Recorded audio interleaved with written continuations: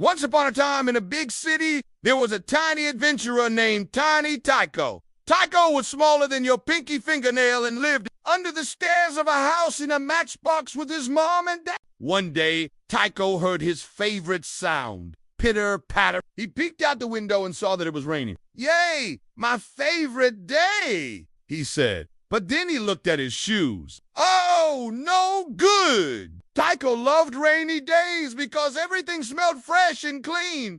But his little cloth shoes would get soaked. And once they were wet, they took forever to dry. So he couldn't go far today. He put on his walnut shell helmet and walked to the macaroni tunnel that led outside. It was always dry inside the macaroni tunnel, so it was like a little private passageway just for Tycho. When he came out, the whole world was dripping. Big fat raindrops splashed into little puddles that were as big as ponds to Tycho.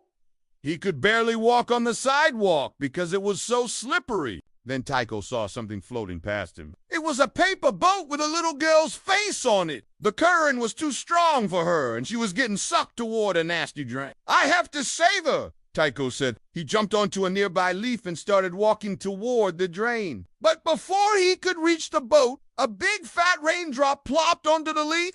It was as big as a bowling ball to Tycho and nearly knocked him off. He held on tight, then jumped to another leaf. Then another raindrop fell and he jumped again. This game was fun, but also kind of scary. Tycho finally reached the paper boat. It was soggy and tipping over. He reached out and grabbed its side. Using all his might, he pulled it toward him with the string from his shoe. When he finally reached the shore, Tycho tied the boat to a nearby dandelion stem so it wouldn't float away. Then the wind began to pick up and the paper boat started to float again. Tycho hopped in and suddenly he was a tiny pirate captain steering his ship on a wild adventure. He used a button as a steering wheel and a straw as a mast. They swirled around in puddles that were as big as whirlpools to Tycho.